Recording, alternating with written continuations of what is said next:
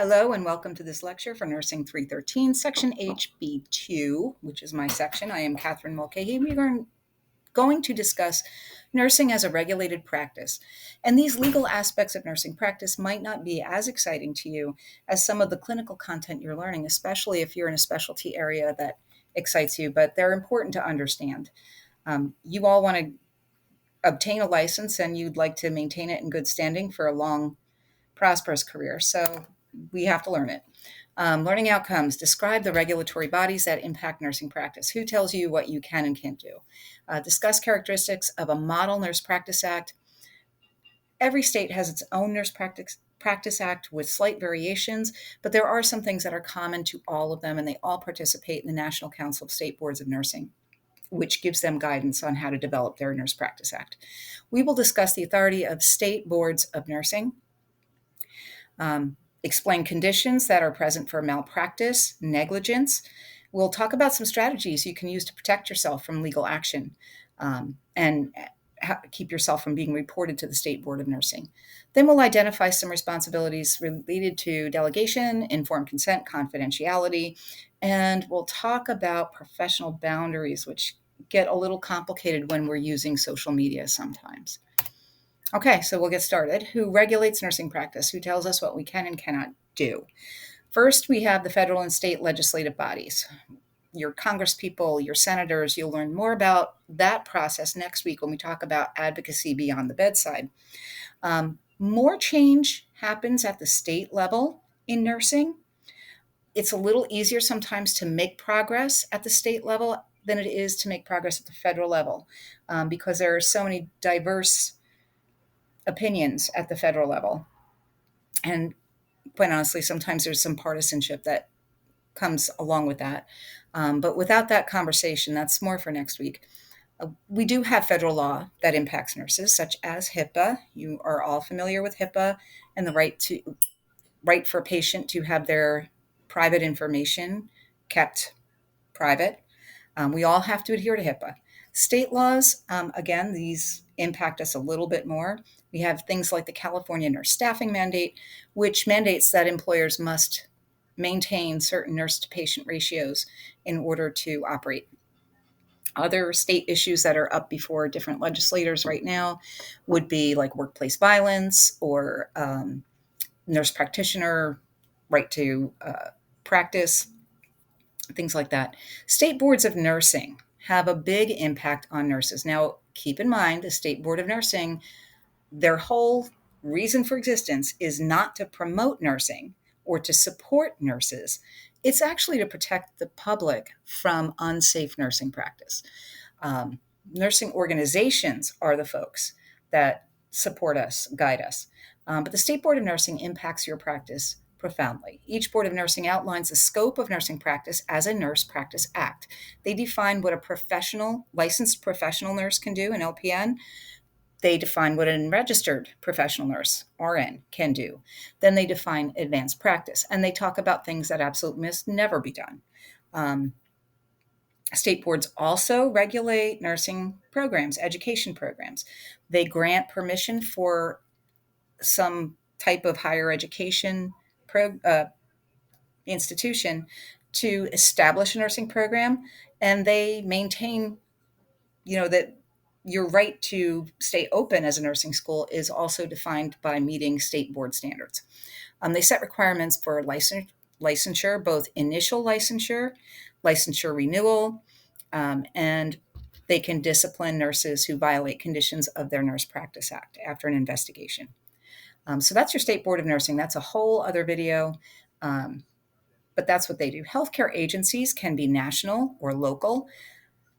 For an example, we have Joint Commission. Most employers in the healthcare sector have to answer to Joint Commission on some level. They have to maintain standards to ensure the quality of not just nursing practice, but really all healthcare in an institution. So they come out and they accredit a hospital or a nursing home or some other healthcare institution every so many years. And they determine which standards those agencies must meet. Nursing organizations don't have any authority to enforce standards of quality, but they do define them. And many times, state boards of nursing and other people who regulate healthcare will look at those standards of quality and the position statements set forth by nursing organizations. So, those are some folks that have an impact on us. When we talk about legal aspects of nursing, we're talking about things that are matters of public policy. And public policy here is defined as a course of governmental action established to address problems of society at large.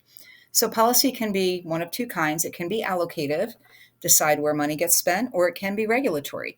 And that's what today's lecture is all about, how things are regulated. And how do we establish health policy? Well, it starts as a broad concern brought forth by either a member of the community, a healthcare body, or nurses, other providers might raise a concern. In healthcare, we're usually talking about access to healthcare and also protecting the public from anything that might be unsafe. Those are the two things that usually govern the development of health policy. It's also, in the allocative sense, how much money gets spent towards certain big health problems. For example, the Momnibus Act, which was established to prevent maternal mortality, allocates funds. But usually we're about protecting the public from a big concern. Policy becomes law by three processes.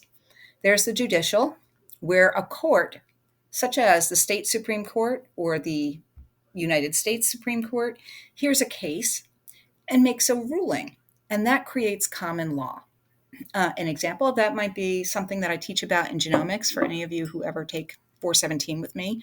There was a case where a provider diagnosed a cancer that had a highly genetic component, and he did not inform the patient's family, and the patient's daughter then got the genetic disease and did not detect it early because she did not know that she was at risk.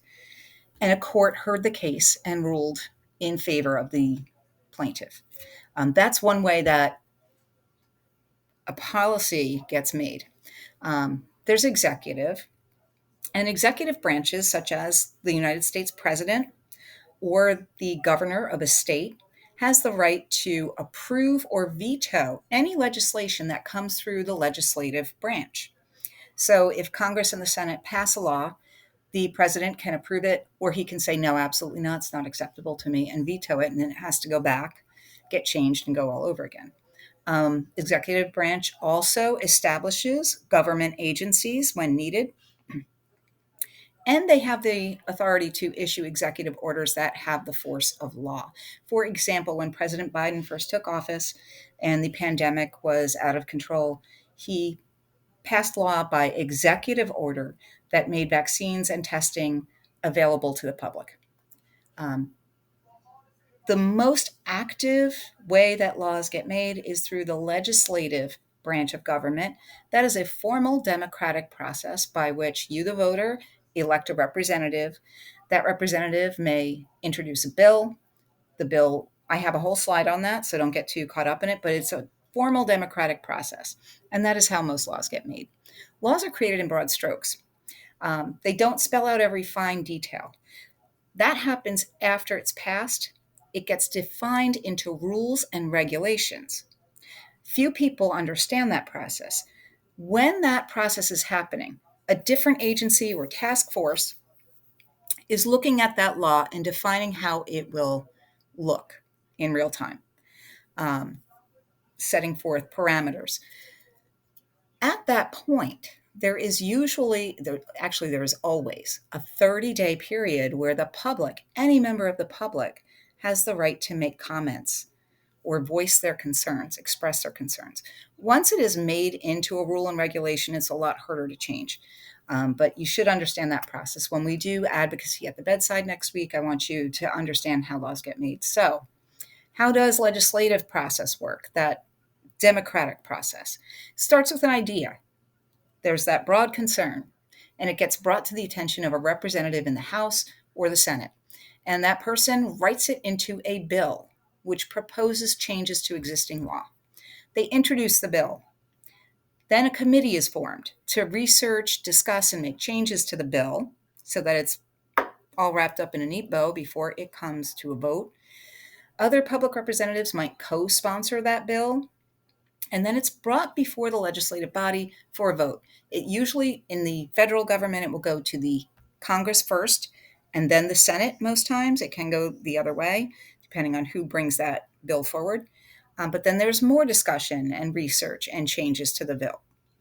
If it passes the vote in one chamber, it goes to the other chamber. If it passes again, it goes before the executive branch for approval.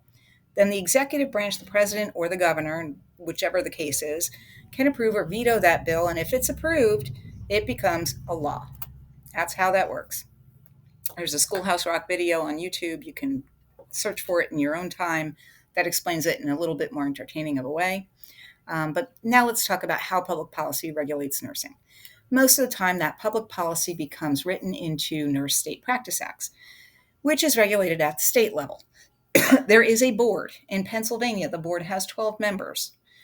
6 of them are registered nurses. 3 of those have to have master's degrees. There's a whole process for assigning who sits on the board of nursing.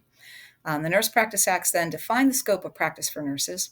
All 50 states in the U.S. and the District of Columbia and most of the U.S. territories like Guam, Puerto Rico, require licensure for nursing practice. No one can call themselves a nurse without a state-issued license.